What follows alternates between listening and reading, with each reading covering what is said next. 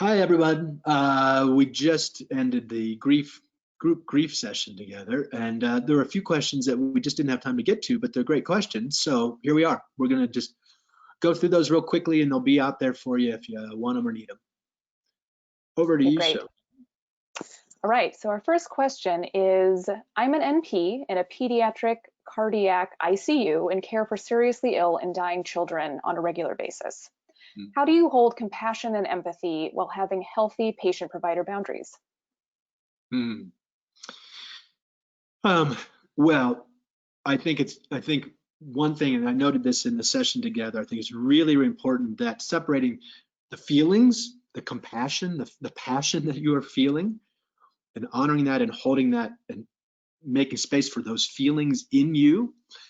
And that's very different from your behavior or what you do with those, especially in a professional setting.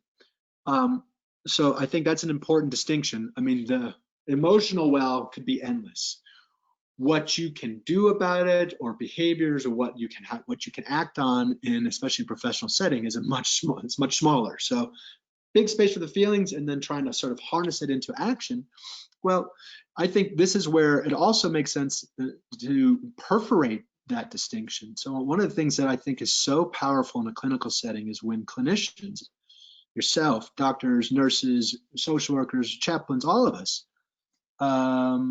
technicians, all of it, literally all of us in that setting, you know that feeling. Families need us, especially in the critical care setting. It's such a foreign zone. It's such a foreign world. The laws of nature don't seem to enter those rooms. So for you, daring to show some of that emotion, I think, is really potent. You have power. As an NP, you have power. And one of the ways you can exercise that power is to just dare to reveal your feelings a little bit. And that might be shedding a tear. That might be holding a minute of silence. Maybe in rounds or in group meetings, it could be as simple as, hey guys, before a round, you say, I just want to take a minute here. Let's just a moment of silence, for X and Y and Z, this loss that happened this morning or whatever else, where I am feeling a certain way. You just want to hold it for a second as a team, moment of silence, and then you can move on. I think that can be so powerful, especially for the students and learners in those groups, to see that someone empowers making a space, even a few seconds. I think that's a beautiful thing that can be done. And then, and I would consider that consummate professionalism, frankly. Where I think things get tricky is when the professionalism, the definition of professionalism starts becoming that you're not supposed to have compassion, not supposed to show feelings. Obviously, that's not a world you or I wants to live in or work in. So using your power within reason, within realms of possibility, to allow feelings into the mix as part of the deal, part of your work, you'll be a lot less divided, and you'll send a signal to others that they can feel safe being themselves in your presence as well. It's magic. Great. Our next question is, wouldn't stretching and cultivating our grief muscle also bring us to a different presence with the losses that accompany aging specifically, like lifestyle? Great point. Yes. I mean, I think in some ways you can think of life as preparing us for death. You can think of youth preparing us for old age. And, old age, one way, no matter how healthy we are, or life in general, but as you get into the later years, they just pile up. I mean, it's just loss after loss after loss. And one of the keys of managing all that is, yes, digesting, metabolizing that loss, finding a way to hold it, and also finding a way to move on with that loss in tow. So hopefully by the time, if we start at a younger age, honoring grief, making a little space for it, then as we get older, you can consider it a skill set. You can be, in a way, I think we can be, one can cultivate grief, one can get good at grief, one can get good at falling, one can get good at falling apart. There's a skill set to it. And a lot of that skill set is really just making space, naming it, owning it. So yes, I think of youth as practicing for the losses of old age. And by then we should all be pretty darn good at grief, acknowledging the loss, holding the space they leave, and also reminding ourselves how much we have to work with. It's a two-step process, honoring the thing that's gone and honoring the things that are still here. And if we can get really facile with that, we can laugh at the losses that pile up. Maybe not all the time, but we can sure own them versus be owned by them. And I think that's the idea, because again, we want to be left at the end of the day with some sense of what we still have to work with, what we still have, not just all that we've lost. And grief is the transition point between those two. Okay, this next question has a few questions in it, and I'll read the whole comment before the questions. This person said, I love your comment that grief means we love versus feeling negative and deep sadness. I feel in my life that I have experienced a series of mini deaths as relationships and even myself have evolved and changed, and this brings regrets and guilt of all the things that I didn't do or couldn't be.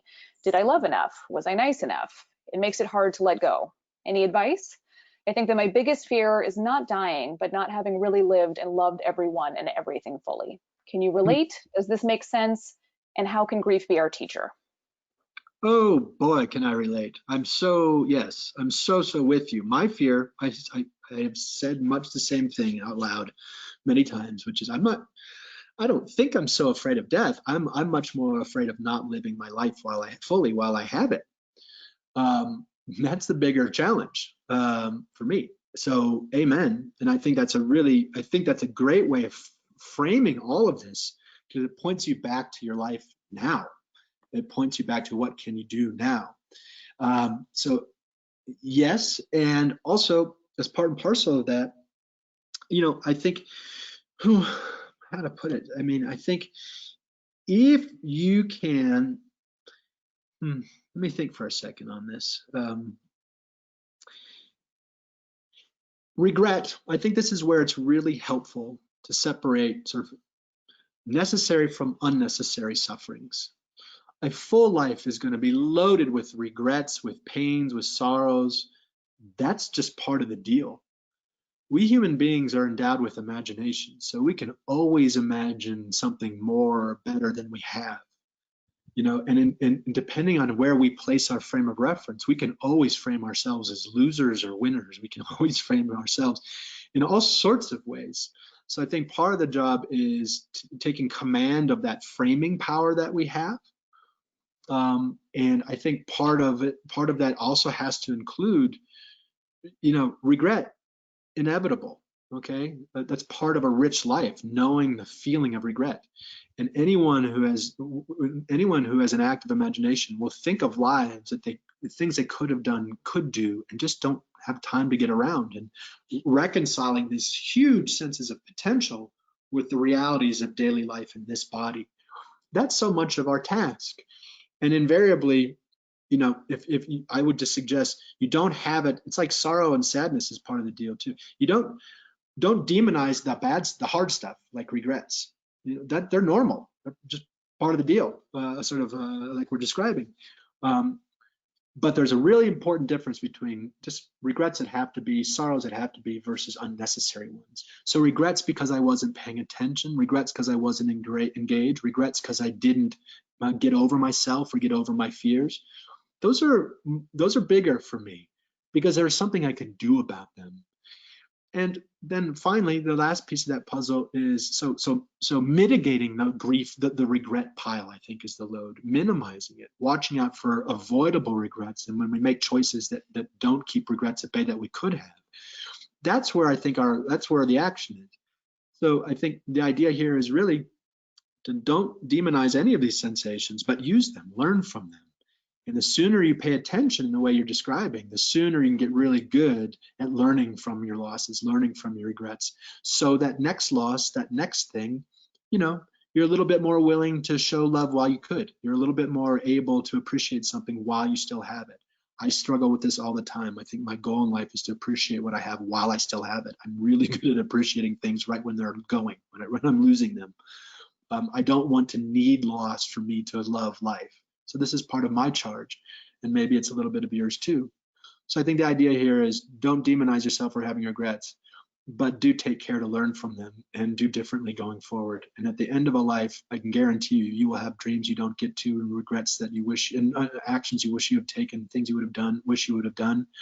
But you can be at peace with those. You can laugh at those as just part of life, rather than cringe because you didn't dare think about them before. You're already thinking about them now, and that's so much the task. All right, that's all of our questions. So thanks to everyone who attended, and thanks to anyone who's watching here. We hope you'll join us for another one. But thanks, BJ, for answering those extra questions. Thank you. Thank you, Sonia. Thank you, everybody. Talk to you later.